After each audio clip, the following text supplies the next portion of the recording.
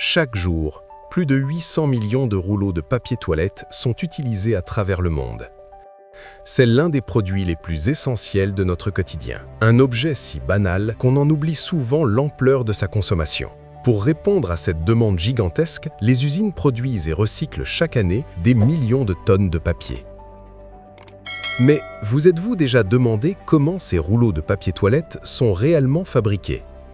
Dans la vidéo d'aujourd'hui, nous allons plonger au cœur de ce processus fascinant. Nous découvrirons toutes les étapes de fabrication, depuis les matières premières utilisées jusqu'aux technologies mises en œuvre, en passant par l'enroulement, la découpe et l'emballage final. Vous êtes sur Pourquoi et Comment? N'oubliez pas de soutenir le travail de la chaîne en laissant un like, en vous abonnant et en activant la cloche de notification afin de ne rien manquer des prochaines vidéos. Le papier toilette a vu le jour en 1857 grâce à l'entrepreneur américain Joseph Gaillet. À l'origine, il le commercialisait comme un papier à usage médicinal. À cette époque, il était vendu sous forme de feuilles individuelles imprégnées d'aloe vera, présenté comme un produit de luxe destiné à l'hygiène personnelle.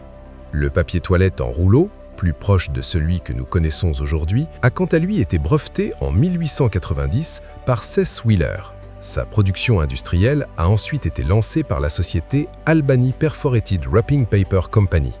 L'invention du rouleau a rendu le produit beaucoup plus pratique, et la production à grande échelle l'a rendu plus abordable, transformant profondément son usage dans les foyers du monde entier.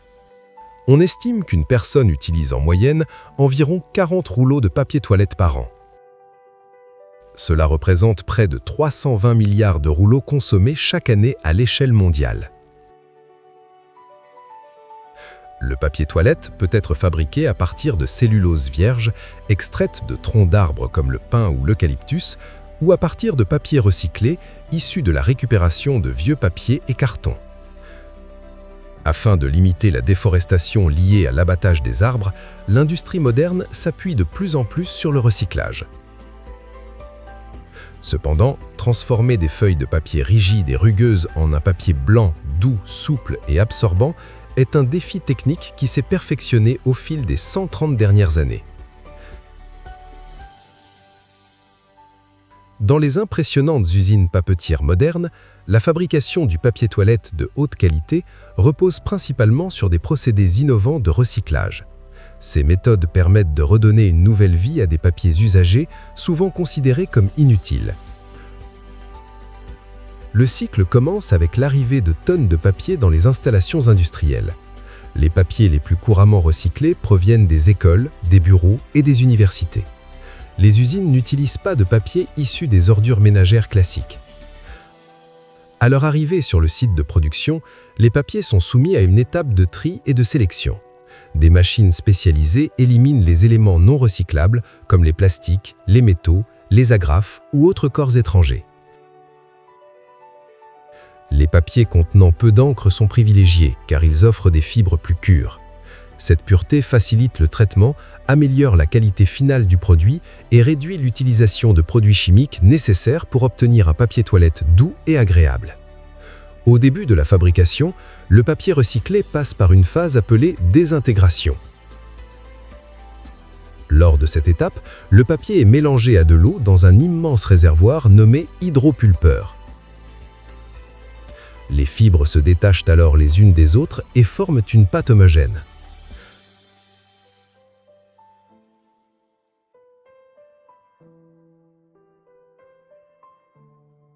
À l'intérieur des machines, cette pâte est ensuite filtrée en continu à travers des tamis et des centrifugeuses afin d'éliminer les impuretés restantes comme les plastiques, les cols, les agrafes ou toute autre particule non détectée auparavant.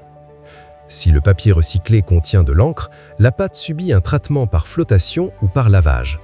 Des agents chimiques font remonter les particules d'encre à la surface où elles sont retirées par filtration.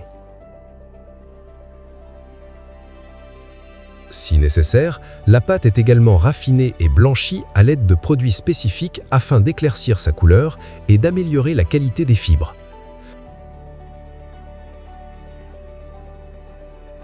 À ce stade, on peut aussi ajouter de la cellulose vierge pour renforcer encore davantage la qualité de la pâte.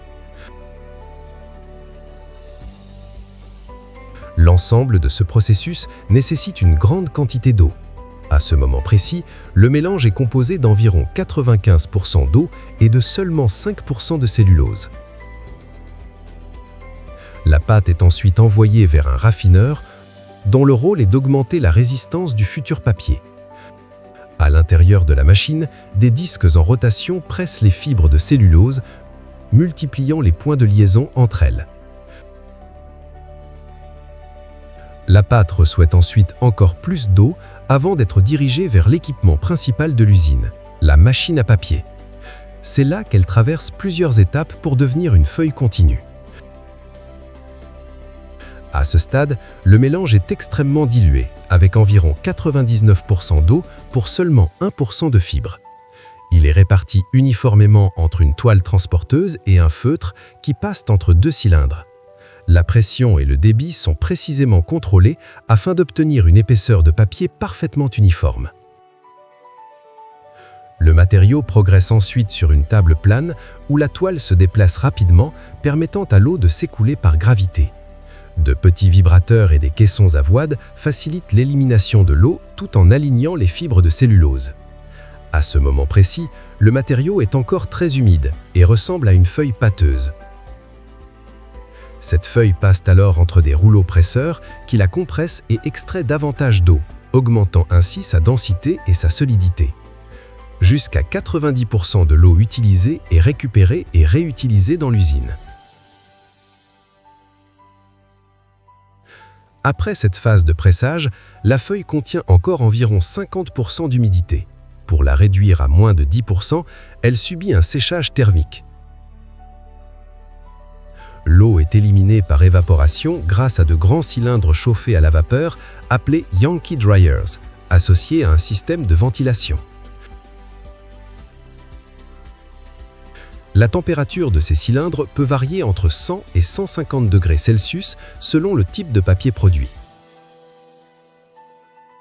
Un adhésif spécial peut également être appliqué à ce stade afin d'améliorer la douceur et la capacité d'absorption du papier.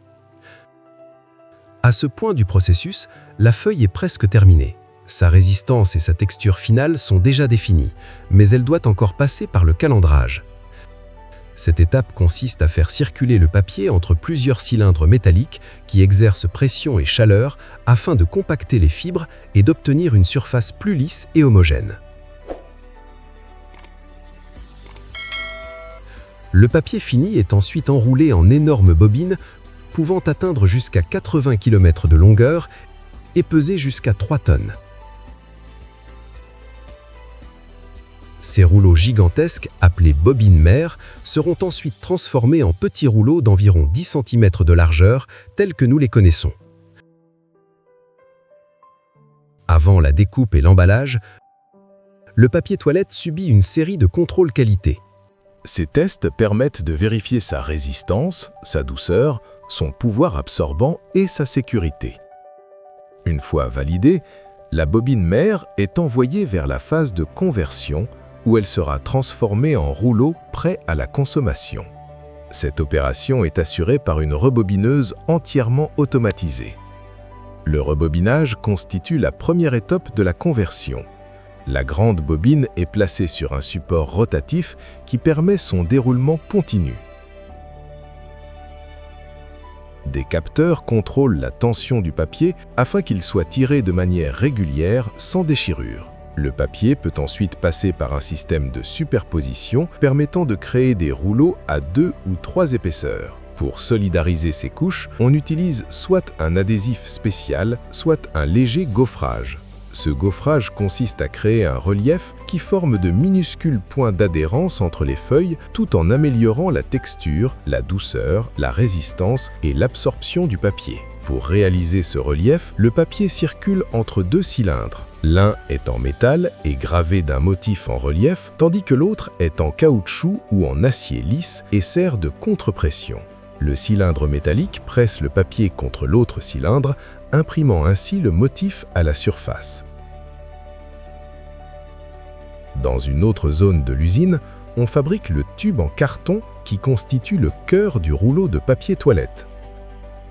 De longues bandes de carton recyclé sont enroulées et collées autour d'un mandrin rotatif pour former un tube spiralé.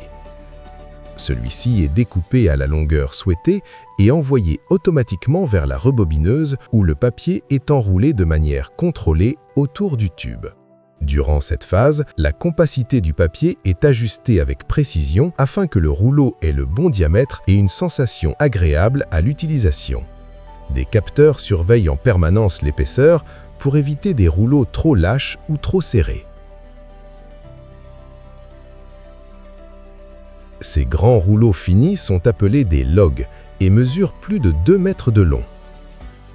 Ils sont éjectés de la rebobineuse, puis transportés par des convoyeurs motorisés jusqu'à la station de découpe. La coupe est réalisée par des machines rotatives équipées de lames très affûtées et fonctionnant à grande vitesse. Le log est poussé vers une scie oscillante qui découpe les rouleaux selon un espacement standard, généralement d'environ 10 cm pour les rouleaux domestiques. Les rouleaux découpés sont ensuite séparés automatiquement et dirigés vers la ligne d'emballage grâce à des tapis roulants. Ils sont regroupés par lot de 4, 8, 12 unités ou plus selon le format de commercialisation. Dans la zone d'emballage, un film plastique fin et transparent enveloppe les rouleaux. Les extrémités sont ensuite scellées à l'aide de chaleur ou d'adhésif. Les paquets finalisés sont empilés et prêts à être expédiés vers les points de vente. C'est ainsi que des millions de rouleaux de papier toilette sont fabriqués chaque jour à travers le monde. Si cet épisode vous a plu, pensez à laisser un like et à le partager avec vos proches. Abonnez-vous à la chaîne et activez les notifications pour être informé de chaque nouvelle publication. Laissez également un commentaire en indiquant d'où vous nous regardez et ce que vous avez pensé de cette vidéo. Merci d'avoir suivi cet épisode jusqu'au bout. Pour continuer à apprendre, cliquez sur l'une des vidéos recommandées qui s'affiche à l'écran.